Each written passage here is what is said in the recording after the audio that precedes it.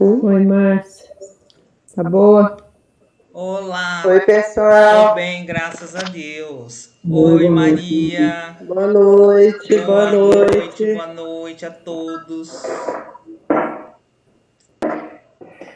Nossa, essa sala vai ficar maravilhosa hoje. Hoje tá, ó, todo mundo, hein?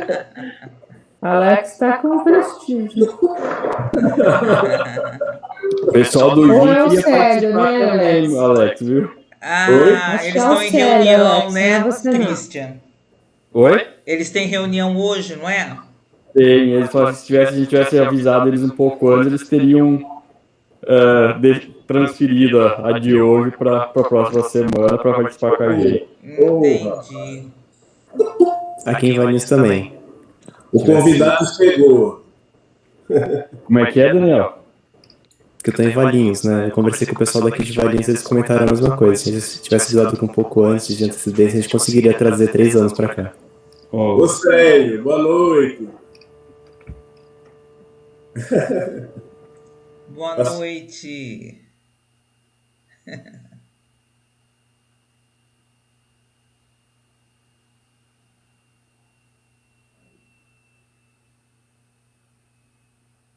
Tudo bem. Vamos começar, né, gente? Já tá na hora pra gente aproveitar. Conseguiu? Aqui, ó, beleza. Então vamos. O Célio já tá aqui. Eu vou apresentá-lo.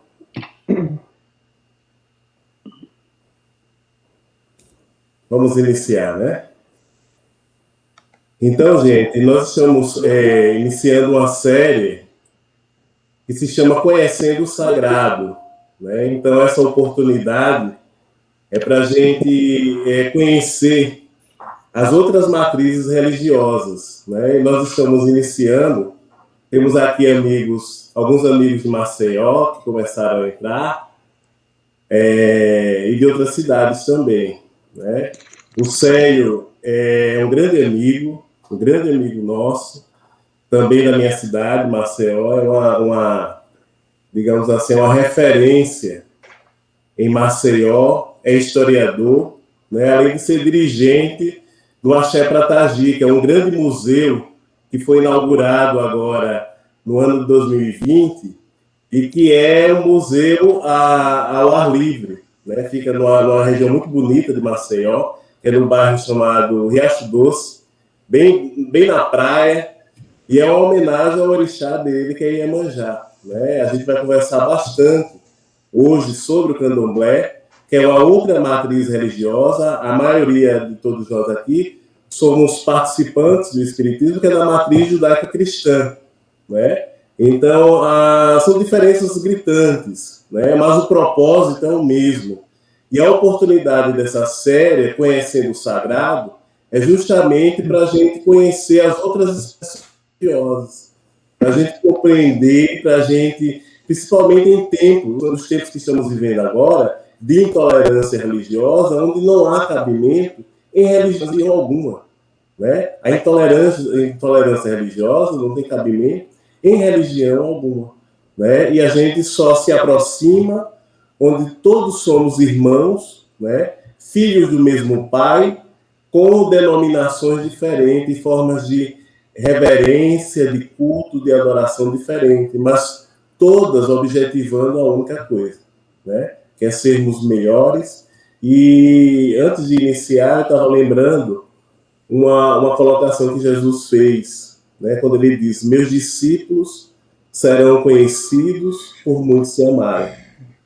Então, que a gente possa vivenciar essa máxima, né? Extensiva a todos os nossos irmãos em humanidade, né?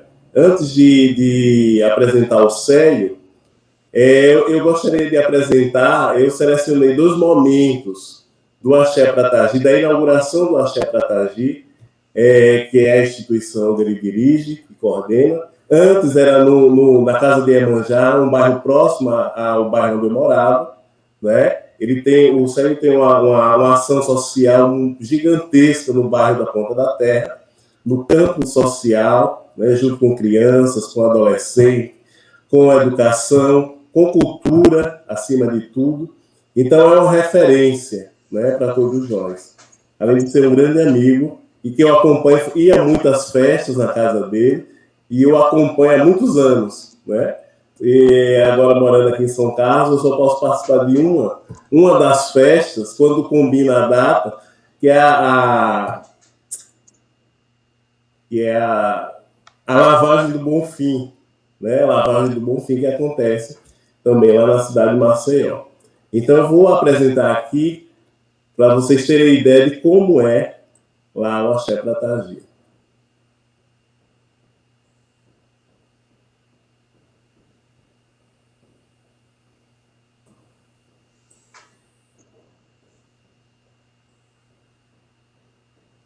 Todos estão vendo?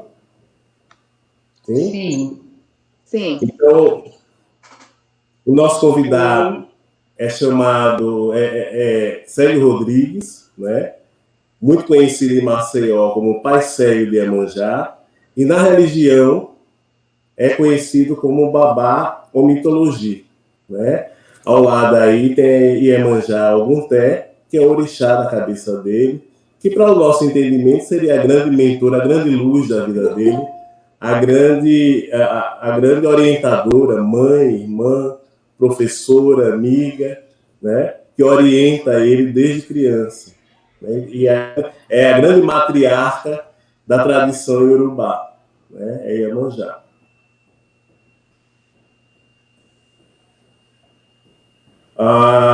Nesse outro slide, nós temos aqui a inauguração do Axé Pratagia, que é esse museu ao ar livre no bairro do Riacho Doce. Foi inaugurado no dia 8 de fevereiro de 2020 e temos duas figuras importantíssimas do candomblé em Pernambuco. É o Pai Raminho de Oxóssi, que é o grande pai espiritual do Célio, né? É quem iniciou ele, junto com a Mãe Zésa de Oiá. São os grandes responsáveis pela iniciação espiritual no candomblé. E agora vocês vão ver uma partezinha que eu selecionei da inauguração do Axé Pratagia.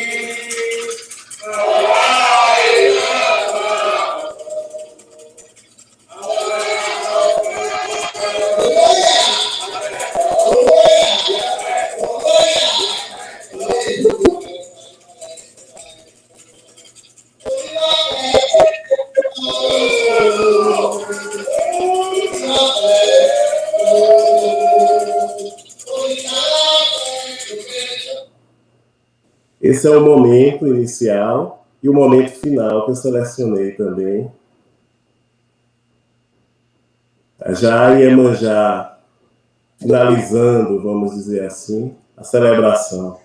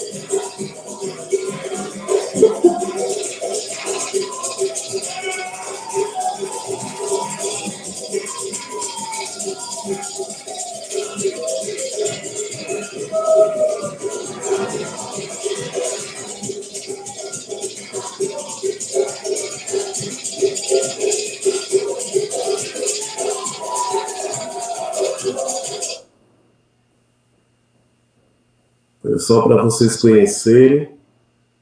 E agora eu passo para o nosso convidado, para ele dar as boas-vindas e conversar conosco na noite de hoje. Eu fiz um roteirozinho, mas fica aberto, viu, gente, para vocês perguntarem o que vocês quiserem. Seja bem-vindo, Sérgio. Acho que está sem microfone.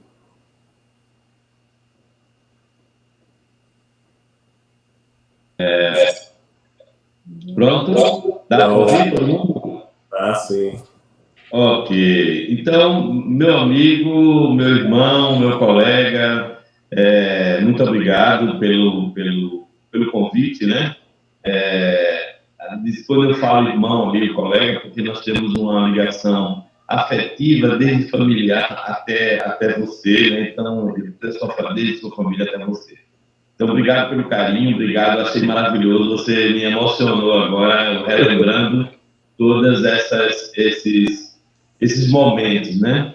É muito interessante isso. Então, para as pessoas que estão aí, meu nome é Célio Rodrigues, né? Sou babalorixá, né? Dentro do Candomblé, sou conhecido como babalmitologista, sou de Iemanjá. Eu dirijo essa casa de herança, ela foi de minha avó, né? Então, óbvio que não é nesse espaço, mas desde 78, a partir do falecimento de minha avó, eu assumo a casa, jovem, né? Com apenas 16 anos, 17 anos.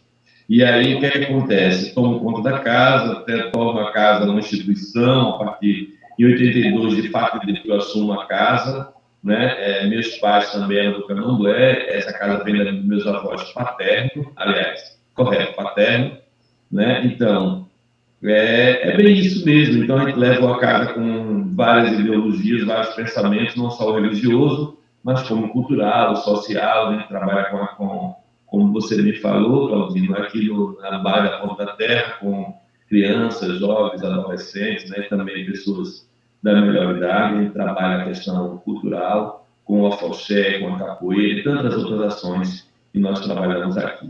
E aí, vendo que a casa não comportava mais um número de pessoas e que a gente tem que selecionar os espaços, espaço cultural, social, religioso, é que a gente pensa grandiosamente no axé fantasia. Então, o Pratagi vem do nome do rio, que é próximo ao axé, que quer dizer Rio de Italinhas, né? O Maceió tem vários bairros com nomes indígenas, né? Então, o próprio nome Maceió é um nome indígena. Então, a gente tem essa ligação ancestral indígena muito forte. E é importante também que a gente valorize todas as matrizes, né? Então, por isso, o nome do axé ficou Axé Pratagi. E o Axé Pratagi hoje é um grande museu a céu aberto, onde a gente tem vários espaços, e esses espaços são contados algumas histórias relacionadas à religiosidade. Também, ele tenta mostrar uma ideologia religiosa da formação e por que, né, o nosso Candomblé é o primeiro a ter essa amplitude, né? O nosso terreiro aqui de Maceió, particularmente no fundo do quintal, por conta das grandes repressões que o Estado alagoano passou, né? Então, a gente tem uma história sobre isso também e coloca alguns pontos, né, alguns espaços, esses espaços como a Fonte das Iabás, o Espaço Iroco, o Espaço Euê, que é o Espaço de Ossan, as casas de Carorixá, a gente para de cada uma fazendo uma referência. Então, isso vai levar, né, isso aqui é o Axé Pratagi. O Axé Pratagi, por conta da pandemia, está fechado, né, mas assim que abrir, estamos lá, se Deus quiser, aberto para melhor entendimento, compreensão, né, da religião africana. É basicamente isso que eu sei, que é o Axé Pratagi. Eu acho que essa religião do aqui é bem interessante. Ok, estou aberto aí as perguntas para a gente falar um pouquinho, conversar um pouquinho a respeito das nossas tradições de matriz africana, nossa religiosidade afro-brasileira. Ô Célio, eu começo com uma questão. Quem é Pai Raminho de Oxóssi e Mãe Zéza de Oiá para você? Então, eu fui iniciado por Dona Maria Garanhude, né? Mas assim, com a morte dela, com o falecimento dela, a gente tem que dar continuidade ao axé, né? Para a gente, ninguém morre, a gente perde apenas o corpo físico, né? E isso é uma cobrança, tanto de Iemanjá como dos nossos ancestrais, a continuidade do axé. E aí é quando a gente... eu passei por outra casa, mas em seguida a gente procura o Pai Raminho de Oxóssi. Pai Raminho é um grande sacerdote, é uma referência nacional, uma referência em Pernambuco, né?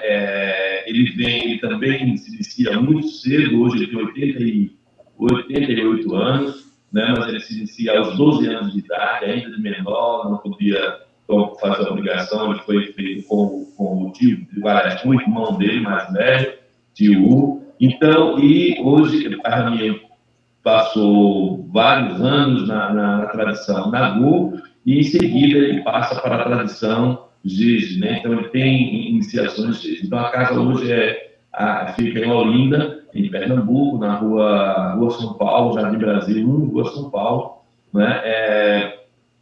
Essa casa, ela tem todo esse período aí, né? Que parte de abril logo a casa, né? Foi muito jovem ainda. E pronto, isso aqui é meu pai. Meu pai Ramiro, eu estou na casa desde a década de 80, né? Acho que em 86 eu começo a frequentar a casa, 87, 88 eu estou uma obrigação, né? E aí a casa continua, eu continuo na casa ainda até hoje, né? E Moisés é filha de santo, é irmã de santo de pai Ramiro, mas com a falecimento dos pais de santo dela, meu pai que continua tomando conta do chá dela e dos filhos dela também. Ela é de Ansan, ela é uma grande sacerdotisa e é uma grande ebome desta casa. Né? Ebome quer dizer, ebome, meu irmão mais velho. Então, ela é a irmã mais velha, uma das irmãs mais velhas hoje dentro do Axé. E aí ela escolhi para ser minha Yalorixá, né? Então, Moisés e Pai Ramiro somos as pessoas que fazem minhas obrigações, né? Desde a década de 80 até hoje. Né? Então, são pessoas de Recife, mas que têm essa ligação com Maceió, com Alagoas. E o candomblé, Sérgio? O que é o candomblé? Esse grande... O que é o candomblé? Vamos lá. O candomblé é uma religião tipicamente brasileira. Né? O candomblé, ele foi como é que eu falo? Ele foi redimensionado, né? Pelas práticas, pelos saberes e fazeres africanos, né? E foi quando os nossos ancestrais africanos chegam no Brasil na condição de escravo, né? Eles têm como refúgio da dor da escravidão, né? De tudo que ele estava perpassando naquele período, ele tem a religiosidade, ele lembra-se da religiosidade. E é essa religiosidade que vai ser remontada aqui no Brasil, com o nome de candomblé. O primeiro grupo étnico do Brasil, que chega aqui no Brasil, são os bancos, ou bancos, como queiram chamar. Os bancos, eles vinham basicamente da região de Angola, Congo e Moçambique, né? Vieram de várias regiões, até então não tinha essa definição geograficamente e politicamente falando, né? Eram aldeias, né? Eram grupos, eram aldeias, e essas aldeias eles foram trazidos para cá.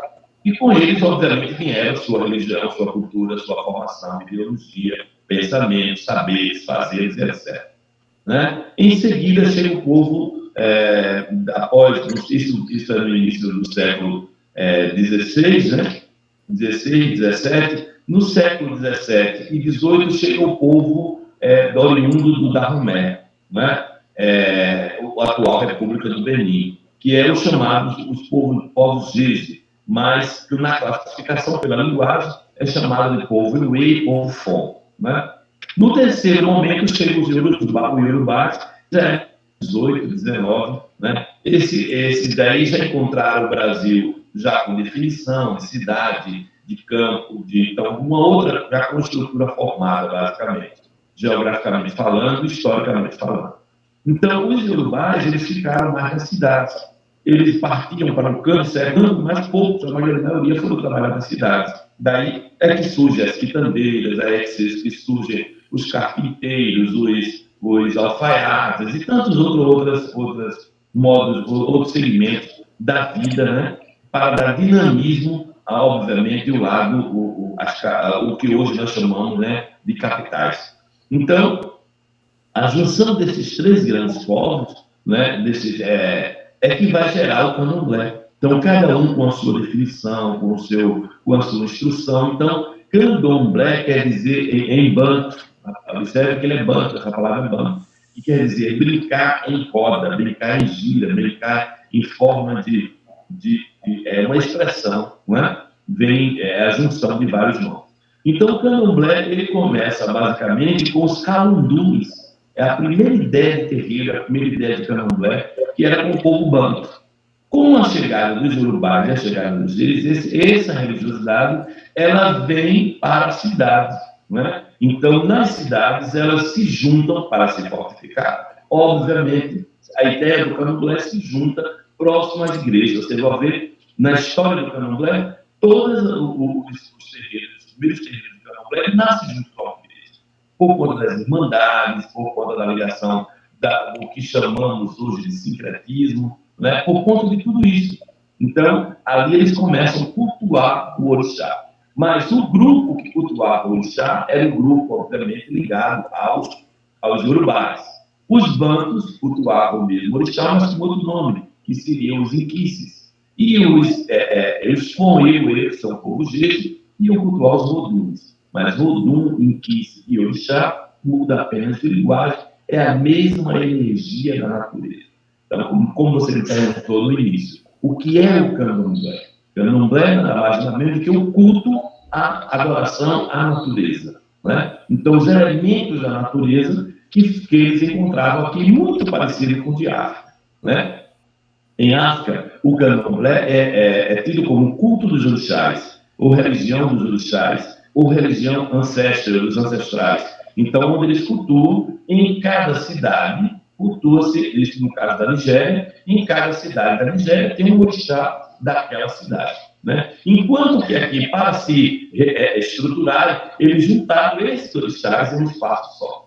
Entendeu? Que foi primeiro os Calunduns e, em seguida, foram os candomblés propriamente dito. Então, o candomblé de Gege, o candomblé de Angola, o candomblé de Queto, e aí surgem as ramificações do candomblé. Mas o que é o candomblé? É uma religião tipicamente brasileira, montada aqui no Brasil, com essa estrutura de organização, de estrutura de cada segmento desse povo. Por isso que eu digo, apesar de muitas pessoas defenderem, mas não existe candomblé puro, não existe candomblé, eu sou puro, eu sou isso, não existe essa pureza. Essa pureza não aconteceu desde os navios negreiros, porque estavam lá povos de todas as formas, de várias raças, de vários segmentos, de várias religiões, e se juntaram ali. Foi uma forma de se unir. Candomblé quer dizer isso, união, junção. O candomblé em si é um espaço de acolhimento, é um espaço de entendimento, é um espaço de compreensão. E cada babalorixá ou ialorixá, ele passa a ser o grande rei daquela região. Né? Eu tive a oportunidade de ir no Benin em 2018 e eu vi isso lá no Benin. Então, cada babalorixá ou ialorixá era rei e rainha no seu território. Então, era ali que as pessoas iam lá conversar, se aconselhar, perguntar. Então, eles faziam isso através de quê? Do jogo de búzio, do opera de fá, da incorporação com as entidades, etc. Então, isso é que é o candomblé. Eu digo que o candomblé, ele não é só religião, ele é uma tradição. É uma tradição de milenar, não é?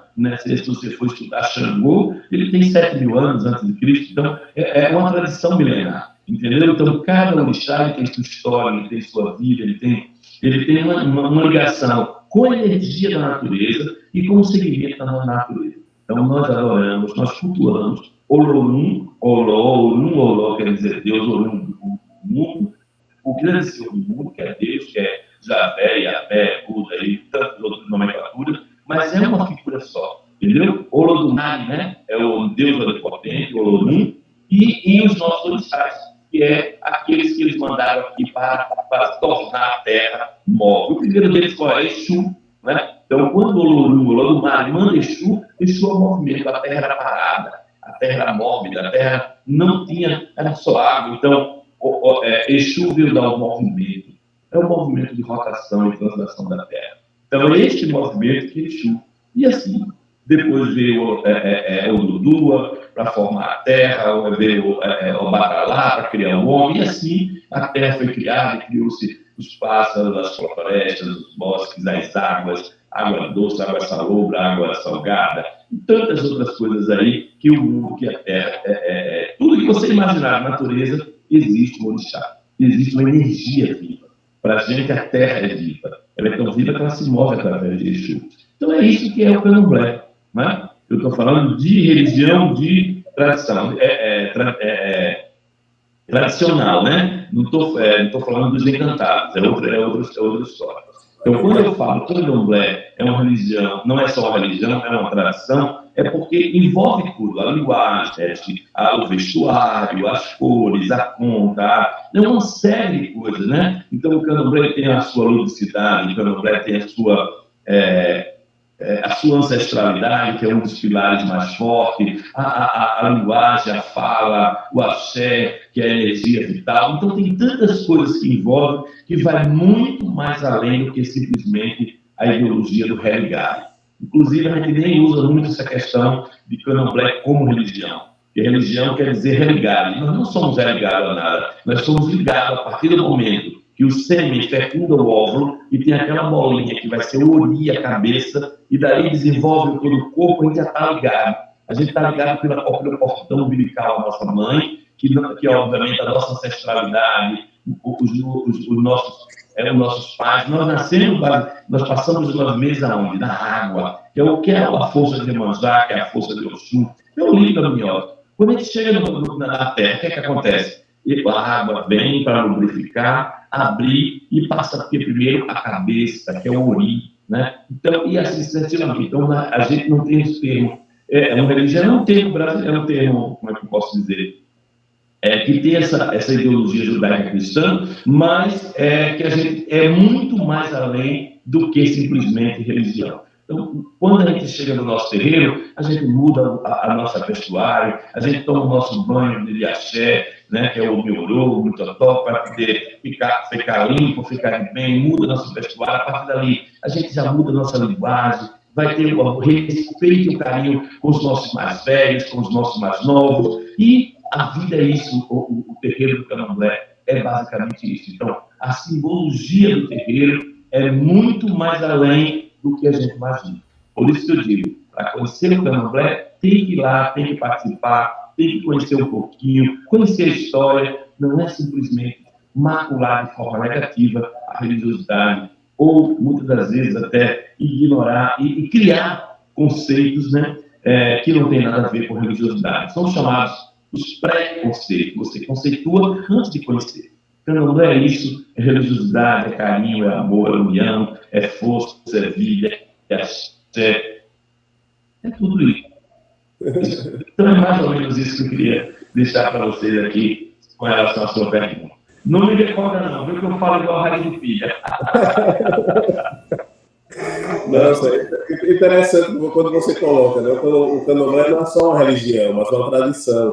E a gente vê isso, no vídeo a gente vê o aspecto estético, né? A roupa, a vestimenta, a cor, o brilho, o aroma. Quem já foi, eu já fui várias vezes, o aroma, o incenso, né? As ervas, a música, a alimentação, o chequeté, que é a bebida, né? Então, são vários elementos que compõem e transcendem o conceito de religião, né? E você tocou num ponto na questão do país, vai entrar agora no aspecto conflituoso com a sociedade, né? Porque a gente associa o candomblé a práticas do mal, a prejudicar. Falou em candomblé, trabalho feito, né? Separar casal, trazer o marido em 3 dias, a namorada em 2 dias, e só isso.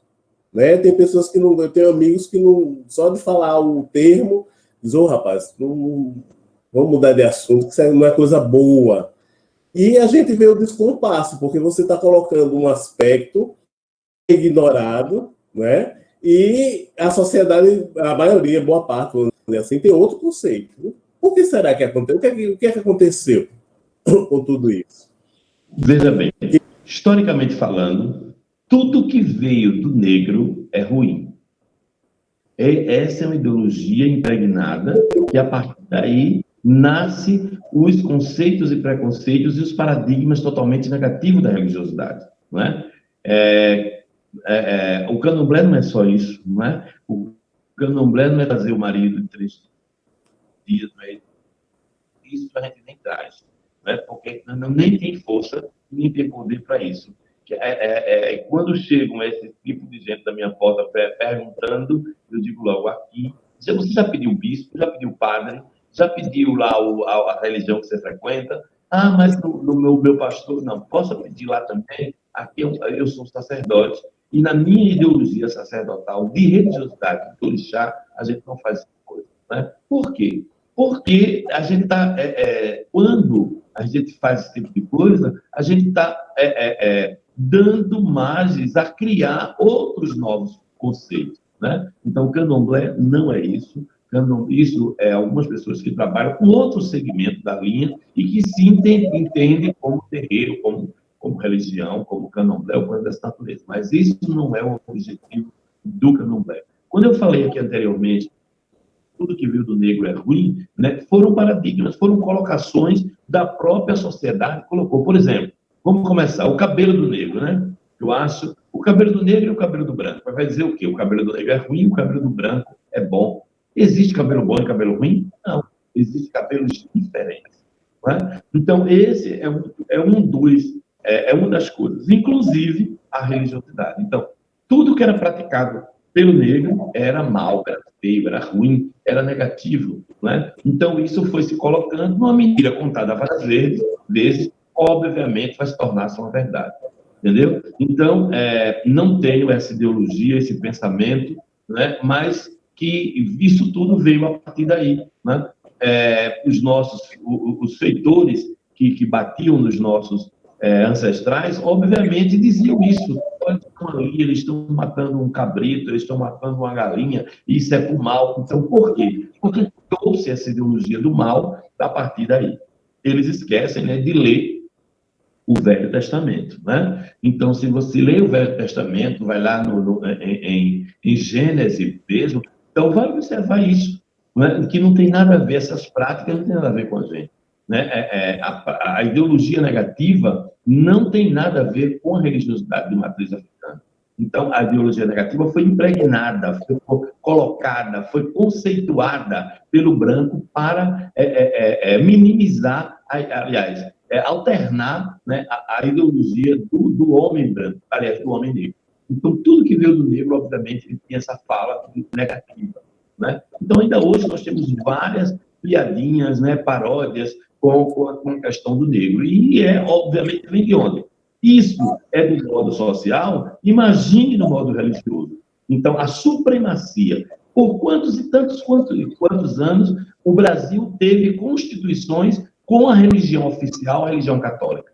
Entendeu? Então, outra e qualquer religião que chegasse ou que se aproximasse, ela era banida, ela tinha determinado, como teve, por exemplo, no início da chegada aqui dos protestantes, então chamavam ele de bodes, que eles ficavam berrando na beira nas praças, não sei o quê. Então, isso era um preconceito quanto à religião protestante, como também a do espiritismo, né? Quantas ideologias negativas se propaga com a religião, com o espiritismo? Não vê que ali é um espaço de prece, de oração, de elevação, de pensamento, de doação, de caridade, né? de doação de si próprio para a elevação. Então, toda e qualquer prática religiosa que não tivesse o segmento ou ideologia da religiosidade judaica cristã, obviamente era errada, era errônea, era negativa, era do mal, uma coisa parecida, né? Então, isso está aí muito bem dito na história, e também aqui em Alagoas, né? A grande maioria das pessoas que estão aqui nos assistindo não tem ideia de quantas quebras Alagoas passou. Não é? Então, o primeiro deles, ele começa quando? Em 1695, com a extinção total do Quilombo dos Palmares, onde ali diziam que a prática de magias, o Quilombo que durou mais de 100 anos, porque eles tinham práticas negativas, práticas de magia e tarará. Então, na realidade, não era apenas um agrupamento de negros que queria a sua liberdade. Né? Então, o segundo tópico que acontece aqui em Alagoas é 1817, onde um problema em Pernambuco, né? Uma revolução em Pernambuco vai separar, como castigo, Pernambuco teve que separar de Alagoas. E Alagoas, obviamente, era o quintal cultural de Pernambuco. Estava aqui o maracatu, estava aqui o frevo, estava aqui os terreiros de candomblé, que muitos migraram para lá. Né? Então, é basicamente isso. Então, o outro quebra vem em 1912, criaram uma milícia particular. Então, a milícia não é só de agora do Rio de Janeiro, não. A milícia estava aqui em Alagoas em 1912. Criou-se uma milícia para combater o terreiro de candomblé em Alagoas. Né? Em seguida, vem o período de Getúlio Vargas com uma repressão nacional, né? do terreiro de Candomblé. Depois veio um período militarista, né, onde se formaram as federações para o poder militar ter acesso e ter... Então, todos esses quebras, né, levou o nosso terreiro a ser no fundo do quintal. Então, o terreiro de Alagoas, ele tem uma particularidade, é dentro de casa, é no fundo do quintal, é só para os familiares. E aí é quando o Axé Protagi vem quebrando esse paradigma, mostrando isso para a sociedade alagoana, marcelense e para o mundo, através da internet, etc. Então, o Candomblé, com relação à questão da negritude, ele vem com esse eixo, né, com essa vertente, dizendo que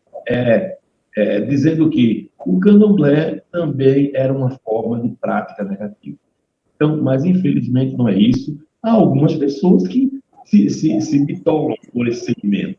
Eu não posso, né, negar isso, que está aí nas paredes, está aí os panfletos nos postes. Agora, entrando aqui em casa, encontrei um panfleto aqui no poste, né, a mãe, como é o nome dela, Célia Tawane, mãe de alguma coisa, jogando búzio, botando tarô. Eu disse, olha para aqui, que afronto logo na minha porta, bem no poste da minha casa. Mas é uma forma de vida, entendeu? Mas isso é Candomblé? Não. Isso é meio de vida de determinadas pessoas. Alguém fez uma pergunta aqui, quem era Olorum? Olo quer dizer Senhor. Orum quer dizer o mundo, quer dizer a terra, quer dizer o sol, quer dizer, entendeu? O grande Senhor do mundo, que obviamente é Deus, né? É o Deus, é Javé, Maomé, e assim sucessivamente. E por sua nova reencarnação, o nosso Cristo, né? Então é mais ou menos com esse formato.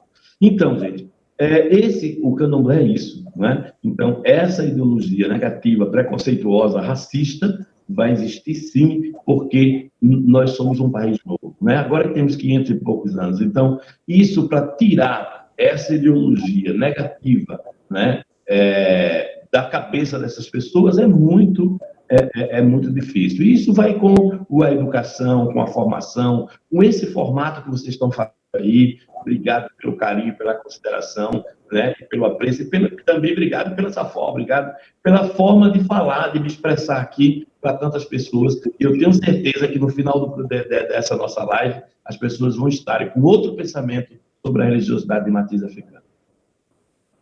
O pessoal está perguntando, como cada um sabe qual é o seu orixá? Olha, o nosso orixá ele é definido através do jogo de búzios, não é? E também o nosso orixá tem os nossos arquétipos, não é? Então, os arquétipos, eu digo sempre o seguinte, que ninguém veio no mundo a passeio, né? E quando Olodumare manda a gente aqui na Terra, ele mandou aqui o corpo, né? A carne, a parte carne e a parte espírito. Então, para mim, todo mundo tem orixá, todo mundo tem axé. Então, só que alguns desenvolve e outros não. E o orixá ele é descoberto através do jogo de búzios. E aí você vai ver, e aí a orixá ou o babalorixá que estiver colocando os búzios, ele vai explicar os arquétipos psicológicos, materiais, naturais, seu e do seu orixá. E aí você vai entrar em entender um pouquinho melhor a cada seu orixá. A outra pergunta foi, qual a diferença do Candomblé e da Umbanda? Veja bem, o Candomblé, todos os ritos, mitos, fazeres e saberes do Candomblé, ele tem uma vertente, que é a África, né? Enquanto que na Umbanda, não. A Umbanda é a junção é uma religião também tipicamente brasileira, criada em 1908, uma religião bem recente, né? Então, e foi estruturada a partir de vários segmentos. Primeiro deles, alguns orixás, não são cultuados todos os orixás da Umbanda, são cultuados apenas 7, né? De uma imensidão de orixás, a gente cultua mais de 30 orixás, a gente só cultua lá 7 na Umbanda. Vem a junção e a formação e a ideologia da pagelança, do índio, do caboclo, né? Também tem a interferência judaica cristã a partir dos santos da Igreja Católica, que é muito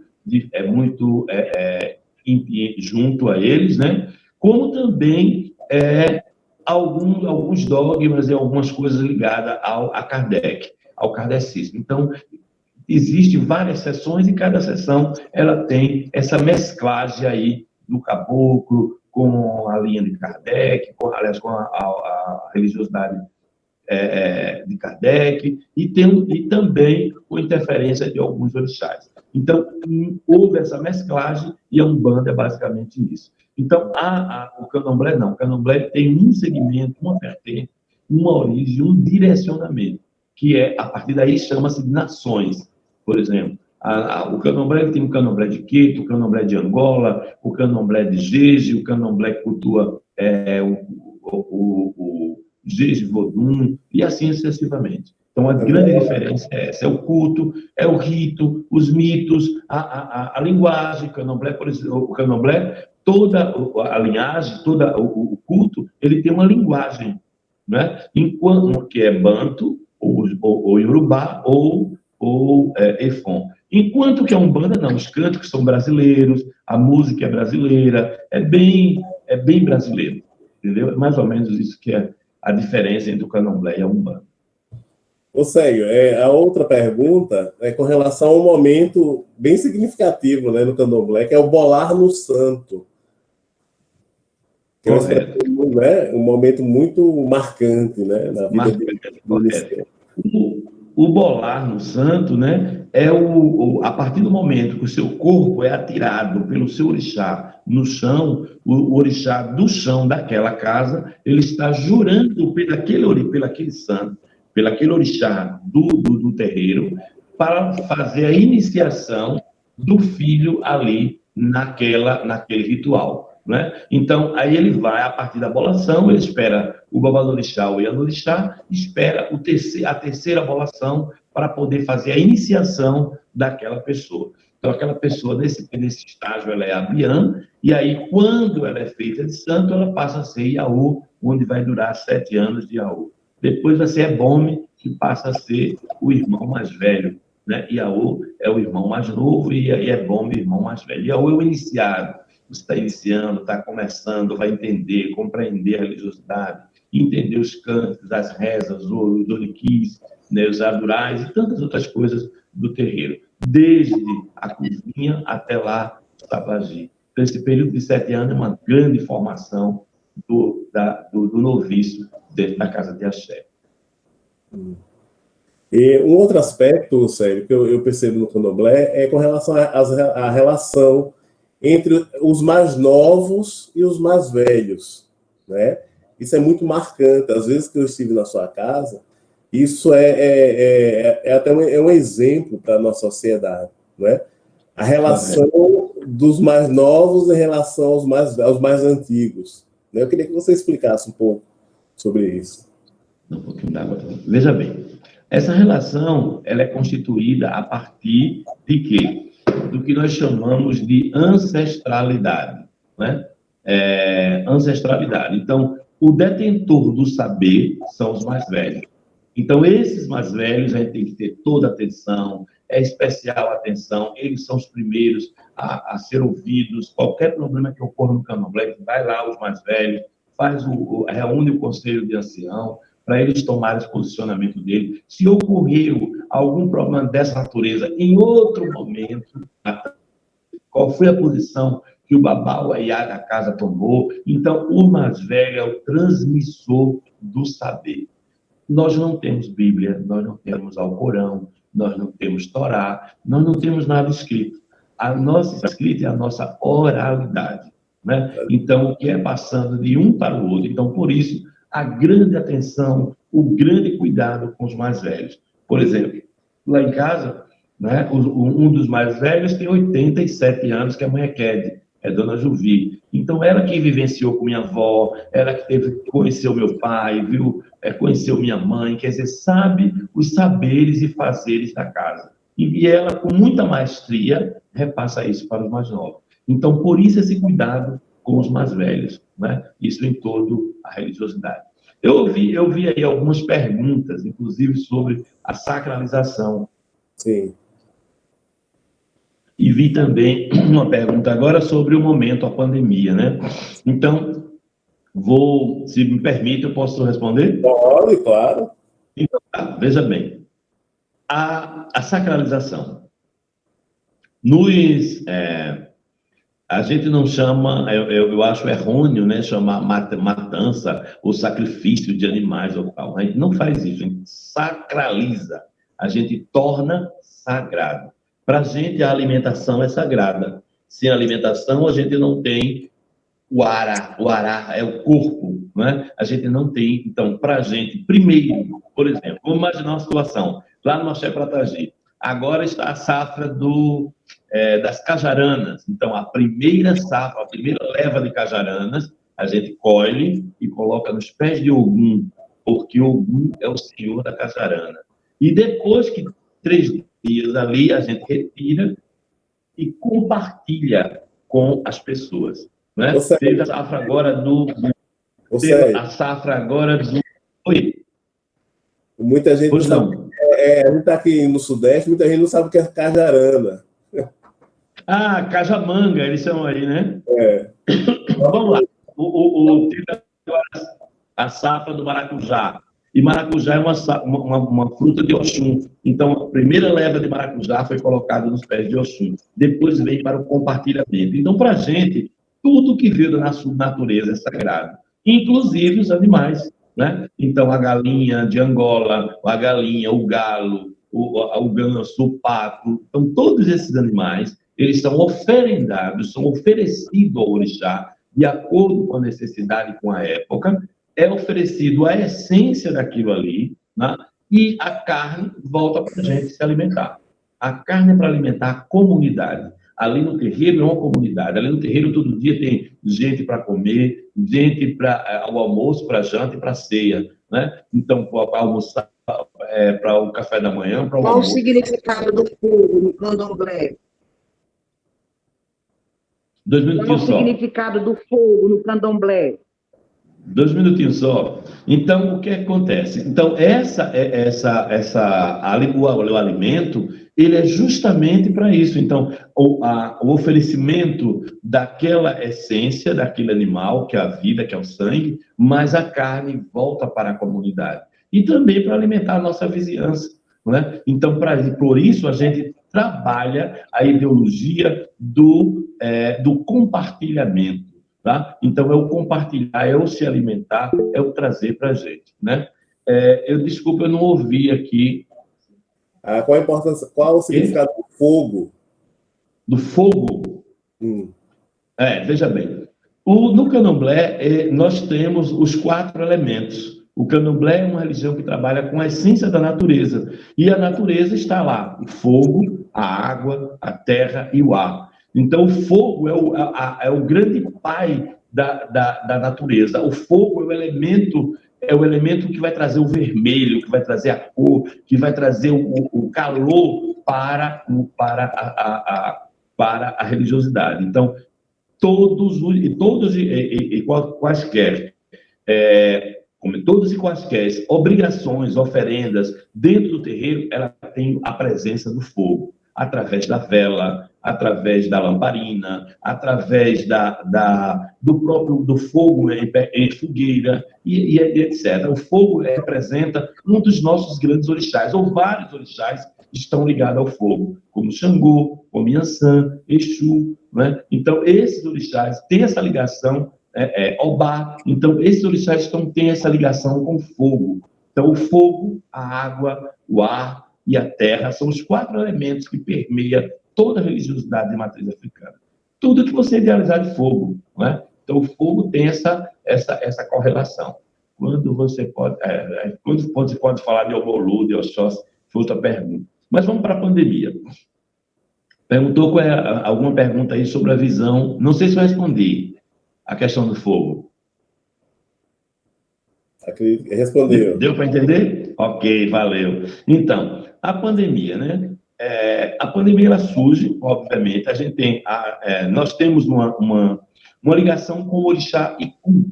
Iku quer dizer morte. Então, e Arum, então, Arum e Iku são 2 orixás, são 2 energias que estão dentro da natureza, que elas estão coligadas, né? E essa ligação com Arum e com Iku, ela está não só no Brasil, está no mundo, né? Então, por isso, que dentro do candomblé, todas as nossas louvações, orações, doenças e pedidos estão ligados a esses dois orixás, a essas duas energias, nem vou chamar de orixá, vou chamar de energia da natureza, né? Então, para que essa energia se equilibre, vamos pedir a quem? Vamos pedir ao Oxalá, vamos pedir ao Molu, é uma eterna súplica ao Senhor da terra, ao Senhor da saúde, ao Senhor da vida, que é o Oxalá, para que tanto Arum como o Iku se afaste da gente, se afaste do mundo, se afaste, se bem que é como é que eu disse? É uma energia que está desde o início da Terra,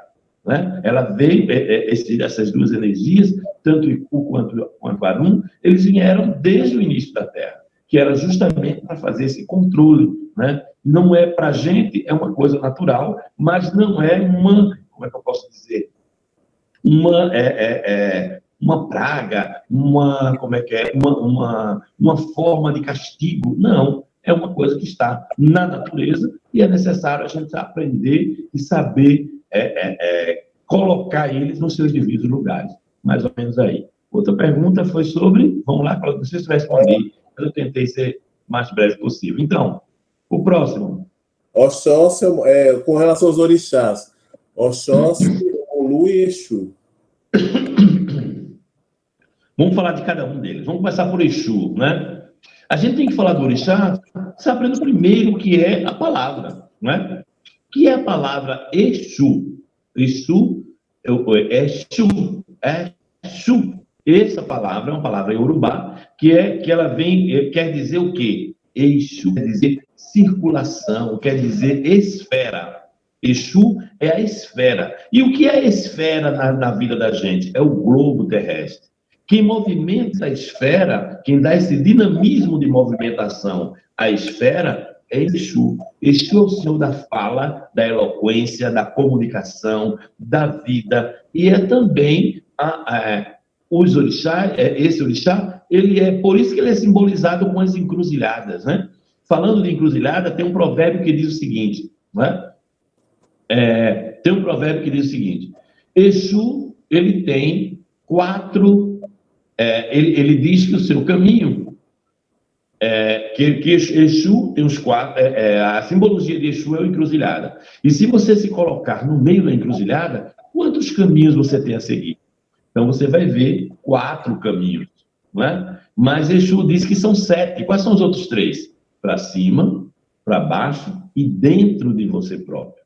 Se você não sabe para onde você vai dentro de você próprio, se você não pensa e não faz essa regressão a si próprio, o que é que eu quero para mim, o que é melhor para mim, para onde é que eu vou, que caminho eu tomar, Exu não vai poder lhe ajudar. A partir do momento que você tomar essa decisão, é que você vai ter o seu caminho. E no seu caminho, obviamente, Exu vai lhe ajudar. Porque ele é o orixá dos caminhos, ele é o orixá da fala, da eloquência, da vida, do caminho, e toda essa conjuntura de ações e de atividades, né? Então, isso é que é Exu, né?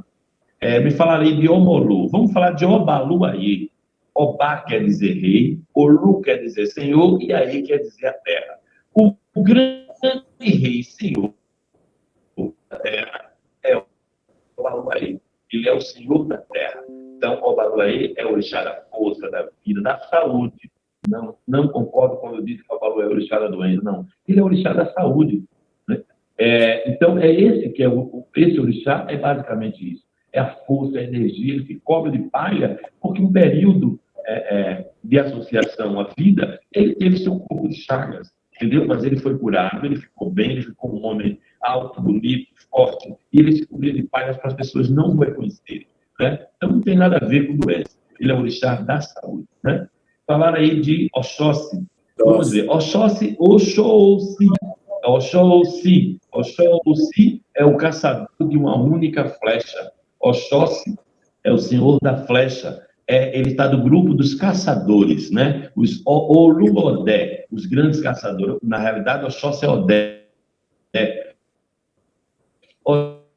Odé é o senhor da caça. Era o orixá que saía para trazer o herã, a carne, para o alimento da tribo, né? Então, Oxóssi trazia o alimento da mata, para a tribo se alimentar, né? Então, Oxóssi Oxóssi é o grande senhor da caça, né?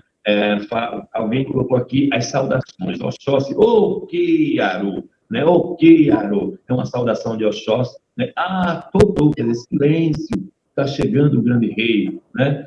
Alaroye é uma saudação a Exu. Então, cada orixá ele tem sua saudação também. Já falando desses 3 orixás, as saudações e a ideologia iorubana de cada orixá desse aí, ok? Não sei se eu respondi. Alguém perguntou, Célio, o que são obrigações? O que são obrigações? Obrigações são oferendas, né? Infelizmente, se usa alguns termos brasileiros, né? Como sincretismo, como obrigação, como os orixás chamados de santo. O meu santo. Então, isso são termos brasileiros que foram se incorporando dentro do terreiro. Obrigação, o que é obrigação? Obrigação é dividida em vários formatos.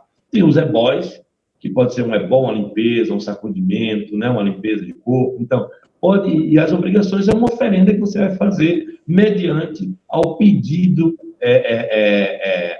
daquele orixá para você, tá? Então, vamos imaginar uma situação. Nessa pandemia, muita gente pede obrigação para o Obaluayê. Então, o que é que a gente pede ao Obaluayê, oferece ao Obaluayê? A pipoca, o odobouru, o milho que se transformou numa flor, né? Então, a gente oferece ali com os nossos cânticos, rezas, preces. Então, isso é uma obrigação. Então, a obrigação é uma cerimônia feita, uma celebração feita para cada orixá. É mais ou menos isso. Eu vou ler aqui o comentário de um amigo nosso, Daniel. Ele diz o seguinte: fascinante que o estudo histórico do candomblé e a Umbanda e as religiões de matriz africana é também o estudo do contexto histórico do negro no Brasil, considerando o racismo e a repressão estrutural, e o quanto esse estudo histórico nos é necessário como brasileiros. Imagino a dor histórica relacionada e entendo como lindo que a resposta dos orixás é o amor e o acolhimento e o ensino. Aí tem a segunda parte, ele diz: como você disse, Sei, existe um aconselhamento direto pelo jogo de búzios e outras interações em eventos entre pessoas que precisam de alguma ajuda e a alorixá ou babalorixá. A recorrência dessas pessoas, seguidas das iniciações, as aproxima aos seus orixás e aos seus ensinamentos, tornando esse processo de muito mais introspectivo e profundo. Esse entendimento está correto? Sim, vamos fazer uma interpretação desse texto.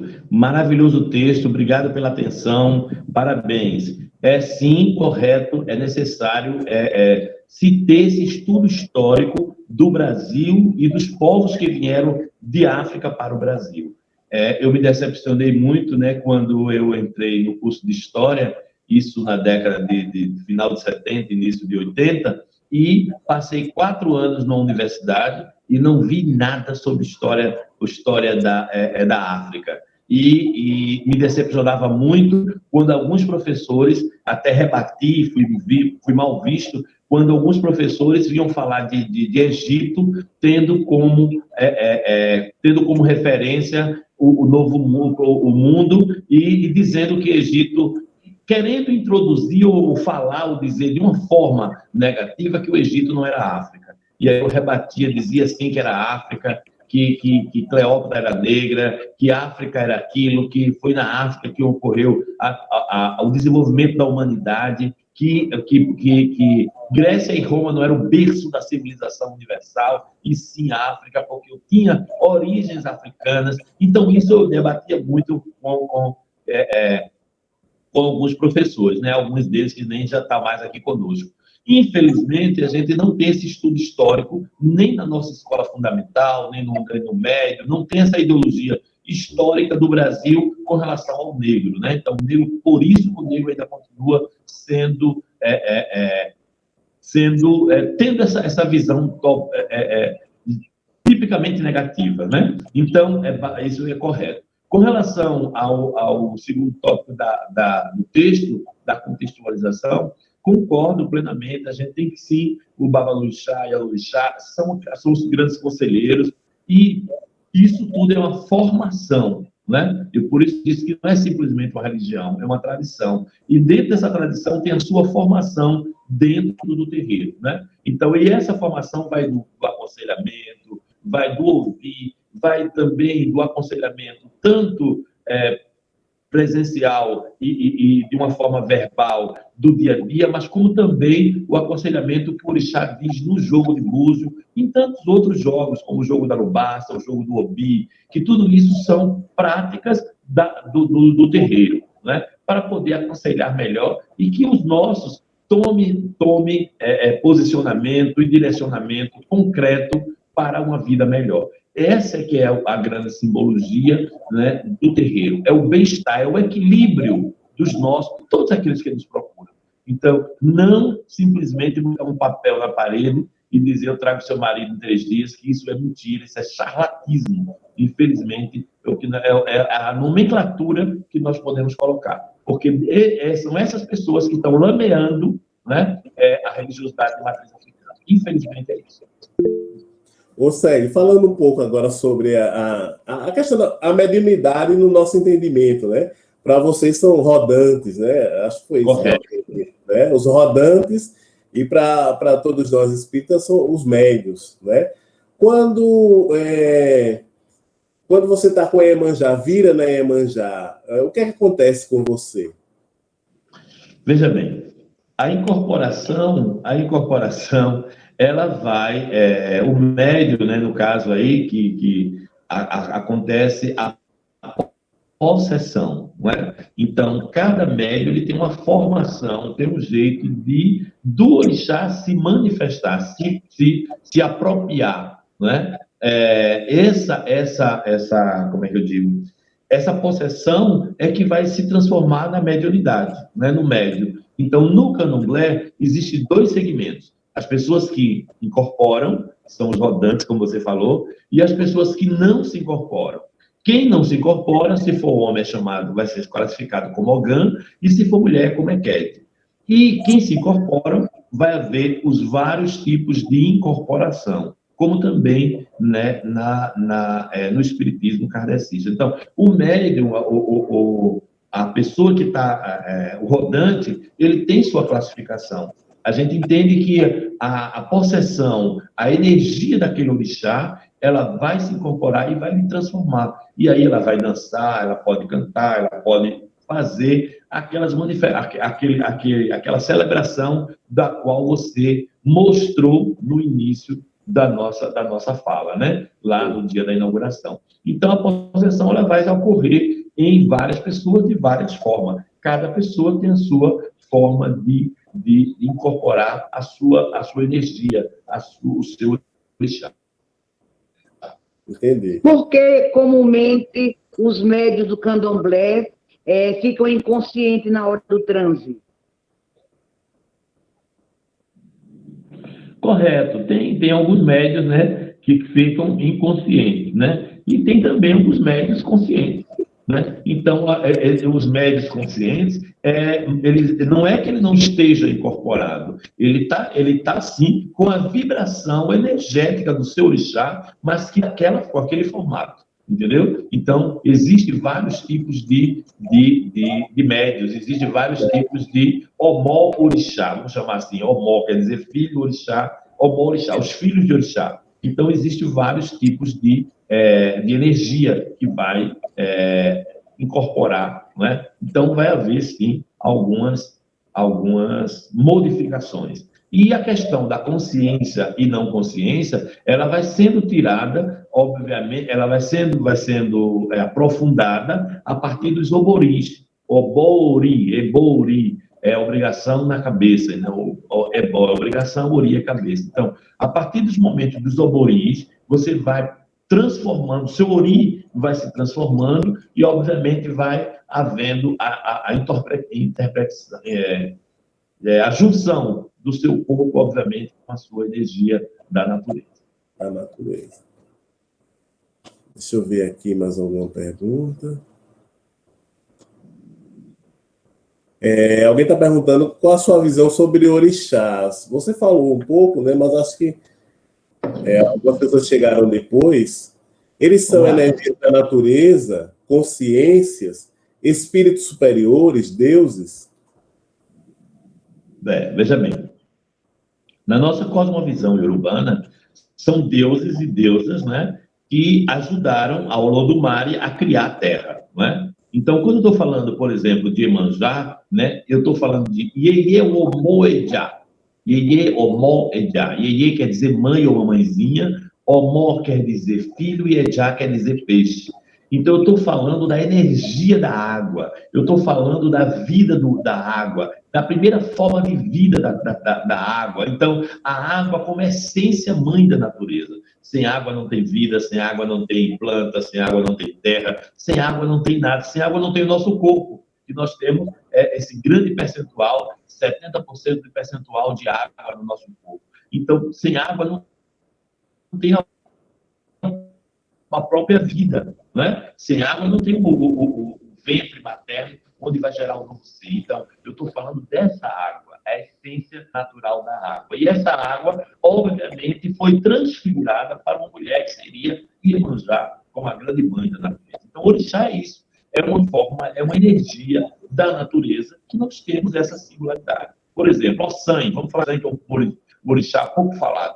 Quando eu estou falando de Ossan, eu estou falando das folhas. Vocês já imaginaram quantos tipos de folha existem? Folha pequena, folha grande, folha com leite, folha sem leite, folha comprida, folhas com aroma, folha sem aroma, folha com espinho, folha sem espinho, folha com leite. Então, uma imensidão de folhas. Mas cada folha, Olodumare mandou com uma significação. A folha com flor para embelezar, a folha sem flor. Então, eu estou falando de uma energia dessa natureza, né? Para poder, a partir daí, entender o que é a energia, o que é a natureza e a maceração das folhas, que é o Ejé-Ewe, quer dizer, o sangue das folhas, que vai me beneficiar como chá, como xarope, como um banho, como tantas outras coisas mais. Então, isso para a gente é que é energia, e é o que é natureza e o que é o orixá. O orixá é essa energia da terra, do mundo, do espaço. Tudo que você imaginar de natureza, existe um orixá, existe uma energia.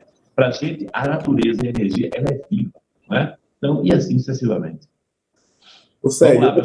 Um outro tema é muito interessante perceber no candomblé a presença da comunidade LGBT, né? A relação da comunidade LGBT, que é muito mais extenso, né? A sigla hoje foi atualizada. E as religiões cristãs, de tradição cristã, ela tem uma dificuldade, né? em inserir, entender, em compreender, ainda é visto como pecado, como erro, como tanta coisa. E quando a gente entra no candomblé, ou percebe, ou participa, ou vê, há uma grande representatividade e um grande acolhimento, né? E eu perguntaria a você, a que se deve isso? Primeiro, essa palavra que você falou, acolhimento, né? Então, para a gente, tanto faz um como o outro, dentro do terreiro, no espaço de comunhão, a gente não entende, não vê a ideologia do sexo, da orientação sexual. A gente vê o ser humano que está ali, independente do que ele queira ser. Lá fora, a vida é dele, mas ali dentro, a vida dele para com o orixá, dele ou dela, para com o orixá. Então, o que eu percebo é que nós somos uma religião que acolhemos, somos uma tradição que acolhemos. Enquanto, vamos imaginar, um travesti, ele não vai ser bem aceito em determinadas religiões, na nossa ele é aceito, ele é compreendido, ele é tido como gente, ele é tido como pessoa, ele é tido como... E assim sucessivamente, não é? Então, nossa religião, a gente não vê a ideologia do texto, e sim o ser humano. A gente vê o ser humano como o Omó-Orixá, o filho de Orixá. E se ele é um Orixá, se ele está vivo, ele é uma semelhança de Deus, de Olodumare. Por que eu vou dizer que ele não vai entrar na minha casa? Ele vai entrar sim, ele vai ser livre, ele vai sentar na mesa comigo, porque ele é um ser humano igual a mim, igual a qualquer um. Então, está vendo pelo lado do ser.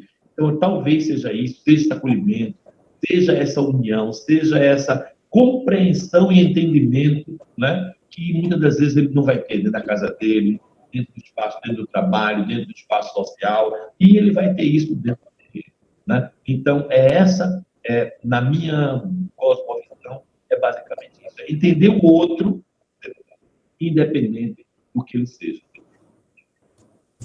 Tá certo. Estamos encaminhando já para o final. Deixa eu ver se tem alguém quer fazer alguma pergunta. Acho que foi bem colocado, né? Tem aqui um rapaz, alguém perguntando aqui sobre a questão do vestir branco. Veja bem, o branco, ele é a cor de Oxalá, né? Cada orixá, eu queria até que minha filha me ajudasse aqui no cântico. Leque, leque, no lefum, ira, irosum, ialeda, orimaio, amerum, arô, ira, arô, ayacololosum, ira, irosum, leque, leque, lo, lefum, ira, irosum, esse canto que eu estou dizendo é o seguinte: 3 cores básicas da nossa religião: o funfum, que é o branco, o vermelho, que é o aberunaro, o azul, e o vermelho, né, que é o lossum. Então, o vermelho, o branco e o azul, esse canto que eu estou dizendo que o vermelho, ele não pode ser maior do que o branco, e nem o branco pode ser maior do que o vermelho. O azul não pode ser maior e nem melhor do que o vermelho, nem que o branco, porque cada um tem a sua interferência e cada um tem a sua força e potência dentro de todo o contexto do universo. Então, um vai gostar de branco, outro vai gostar de vermelho, outro vai gostar de azul. Só que o funfum, que é o branco, né, ele é a cor de Oxalá. Então, é a cor do orixá Oxalá. O branco está simbolizando a cor da vida. O branco está simbolizando a cor do ar, a cor da água. Se você pegar a água é branca, é cristal. Então, o branco, ele tem essa colocação de universalidade. Como nós temos 4 elementos, o branco possui 2, que é a água e o ar. Entendeu? Então, o vermelho, que é o fogo, né? E o azul, que é a terra, né? Que é o que vai tornar-se preto. Então, o branco, ele tem supremacia. Então, o branco é a cor do universal, o branco é a força, o branco é a energia, o branco é a cor de Oxalá, é a cor de Olorum, é a cor de Obatalá. Então, o branco é a vida, né? Então, e outra coisa, o sêmen do homem é branco. Foi o sêmen que trouxe a vida, é o sêmen que fecundou o óvulo, que vai formar aquela bolinha, que é a cabeça do novo ser. E ali, o novo ser foi criado onde? Na água. A água é o que? É branco. O líquido amniótico é branco. E é o Obatalá, que o Obatalá é um orixá. O Obatalá é uma coisa que Oxalá, né? Então, quando vai chegar o novo ser, mesmo que ele venha sujo de sangue, disso, aquilo outro, mas a água que veio primeiro é branca, que estourou a bolsa, que trouxe a nova vida para a Terra. Então, Obatalá, Olorum, Orumilá, né, Obatalá e Oxalá são os orixás do branco, são os orixás da vida, e a gente dá valor à vida. Então, o branco é a nossa cor de Oxalá, o branco é o nosso luto, o branco é a nossa força, o branco é a nossa energia. Sem o branco, obviamente, sem o ar e sem a água, nós não temos nada, não é? Então, por isso, usar branco.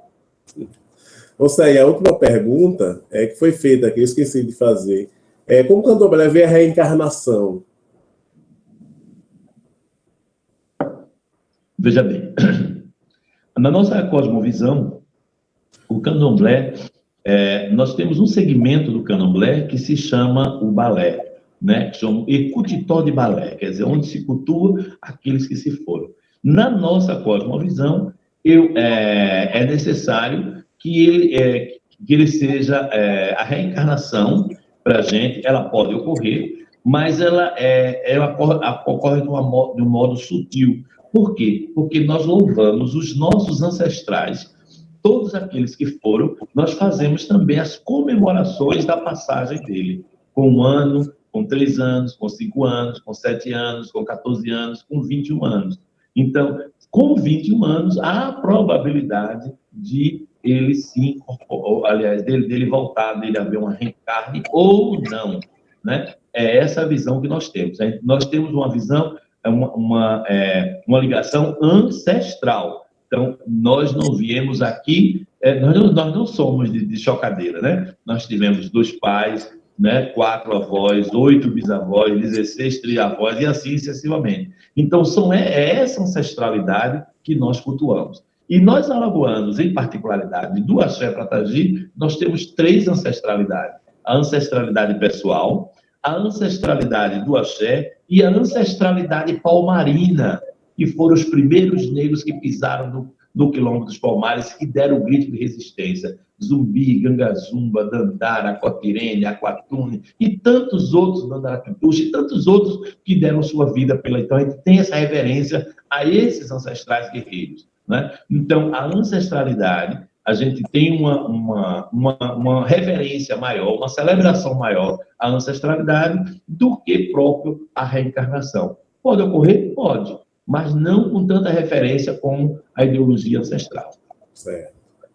Ou seja, nós acho que todos nós agradecemos muito, né, uma oportunidade assim ímpar na vida da gente a respeito da compreensão do que é o candomblé, né? E exatamente nessa comunidade, né, a maioria aqui é da comunidade espírita, e a gente tem muito pouco acesso à informação com relação a outras tradições. Eu acredito que esse momento a gente está iniciando, abrindo, né, uma oportunidade da gente conhecer como a gente conheceu hoje o candomblé, né, ouvir e sentir de quem vive, não de relatos na TV ou de notícias nos jornais, mas de quem vive. E eu acredito que agrega muito o nosso entendimento e a nossa compreensão. Isso fortalece ainda mais que todos nós somos irmãos. Correto. Com entendimentos diferentes, caminhando trilhas distintas, mas rumando ao mesmo objetivo. Eu acho que isso é muito forte, ficou muito claro na noite de hoje, né? E para finalizar, aquele pedido que eu fiz, né, para você cantar para Iemanjá no final, para a gente. Então, primeiro, eu gostaria de agradecer, Claudina, você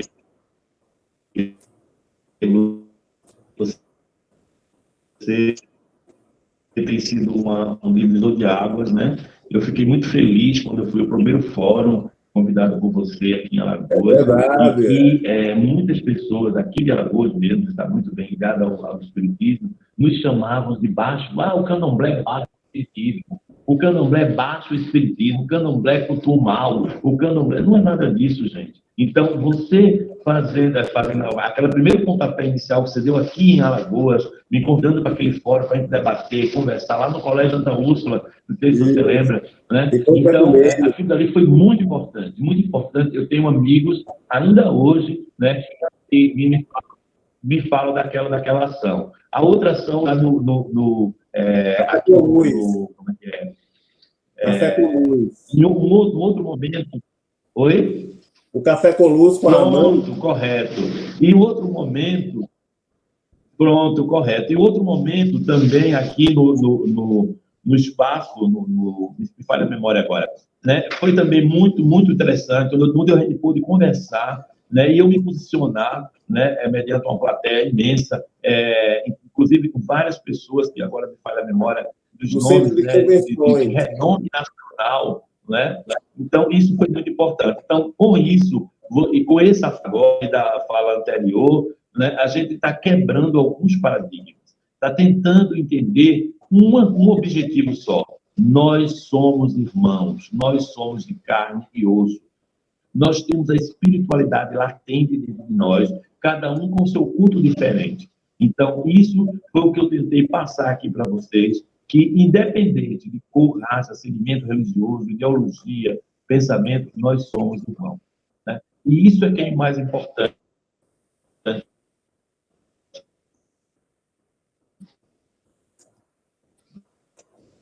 Dentro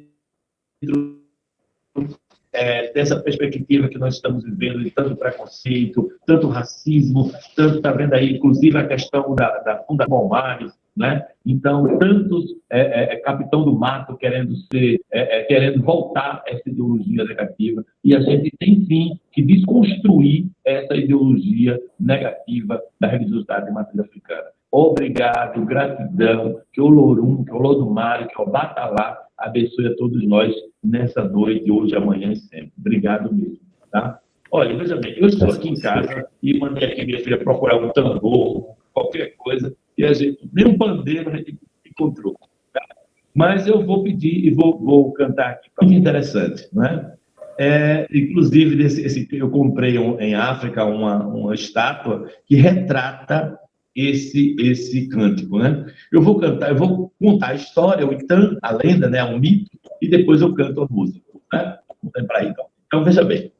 Um belo dia ensolarado, Emanjá e todos os orixás foram convocados por Olorum, né, para uma festa, né? E aí a Olorum não pôde vir, mas veio Orumilá. Orumilá organizou todo mundo e tal, e cada um na festa levava-se um prato, uma comida. Olha como é a ideologia do compartilhamento, né? Então, para todos, o Yansan levou acarajé, Xangô levou amalá, Ogum levou feijão preto, então, o Baluaí levou a pipoca, e a Manjá ficou preocupada. O que é que eu vou levar? O que é que eu vou levar? Eu não tenho nada para levar. E aí, ela tinha matado alguns carneiros, né, para saciar a semana, o mês e tal. Ela disse, não, se eu levar a carne do carneiro, vai ficar o povo sem alimento. Não, peraí, eu vou preparar a cabeça. É comum comer a cabeça de animais, né, de grande porte, em África, né? Come com a caçaca, com ecó, feito um pirão. E aí a Manjá levou as cabeças, né? Quando a Emanjá chega lá, ela ficou, todo mundo, cada prato bonito, ela uma cabeça de carneiro, ela disse, meu Deus, e agora o que eu vou fazer? Então o Lorum, Orumilá, viu ela toda acanhada pelos cantos, né? E ela cantou, ele cantou para ela, né? Olejo, ojo é olho. Eu estou lhe vendo. Olejo, a senhora é Iemanjá. Quereolodo, o grande Odo é rio. Ó grande mãe do rio, venha, se aproxime, se aproxime. Olejo, Iemanjá. Quereolodo, Iemanjá, oforiço, oforio, a cabeça que ela trouxe, traga, ela é comida também. Como aboridum, abo quer dizer carneiro, o aboridum, a cabeça do carneiro que você trouxe, traga para a gente compartilhar. Então, essa música é linda. E aí, confeccionaram uma estatueta, ela não está aqui nessa coleção, e ela está com uma bandeja, com as várias cabeças na bandeja, né? E aí, ele chega e manda ela preparar, e ela prepara, ela contente porque ele reconheceu a simplicidade dela, e aí depois que ela preparou, que trouxe para todo mundo comer, ele cantou para ela. Oridum, Orilé, Oiô, Oridum. A partir de agora, a senhora será a mãe de todas as cabeças. Olha que coisa linda, né? Então agora, já que a gente cantou, então vamos cantar a música. Vamos para cá, então, para me ajudar. Olejo, Olejo, Iemanjá, queremos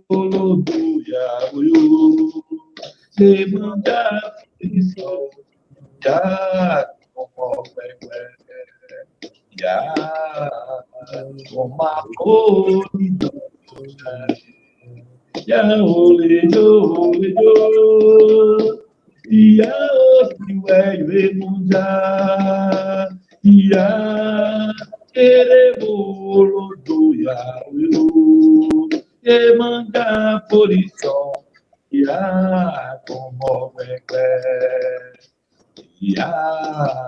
como uma boli, Iemanjá, Oridum, orileia, oiô, Iemanjá. Oridum, orileia, oiô, odoio, odoio, odoio, minha água, ó grande mãe das águas, odoio, Iemanjá. Então, esse cântico é muito bonito e eu tive a oportunidade de conhecê-lo melhor a partir dessa estatueta e a partir desse canto, né? A grande mãe do Rio tornou-se a dona de todas as cabeças. Obrigado aí. Espero que tenha gostado do cântico. Nossa, foi bom demais. Muito obrigado, viu? E a todos, boa noite e até o próximo Conhecendo o Sagrado. Vamos ver quem será o próximo. Tá bom. Obrigado. Muito obrigado. Obrigado, Célio. Muito obrigado, Célio. Gratidão a todos vocês, que Iemanjá abençoe a todos nós, que o Olorum, que o Olodumare, que os nossos ancestrais, que os nossos seres onipotentes nos abençoem, né? Que os nossos guias, que os nossos guardiões nos dê caminhos de vida, grandeza e saúde. E que não pode, olha lá, gente, mediante tudo isso, vamos nos cuidar, usar as nossas máscaras e se vacinar, sim, quando chegar nosso período. Um abraço e cuidado, cuidado, cuidado, cuidado. É a palavra-chave desse momento. Muito obrigado, Sérgio. Tchau. Muito obrigado. Tchau, tchau, pessoal. Boa noite. Até a próxima. Tchau, boa noite. Tchau, gente. Muito Tchau, obrigado. Obrigado. Boa noite, pessoal. Obrigado. Pessoal, boa noite. Boa noite, obrigado. Boa noite, pessoal. Oi, Cid. Boa noite, Daniel. Boa noite, Prazer Cris. ver você. Prazer ver vocês. Né? Tempo, hein? Muito tempo. Tchau, gente. Até mais. Obrigado, Tchau, Daniel, tchau. por presença. Tchau, tchau, Militão. Tchau, Márcia.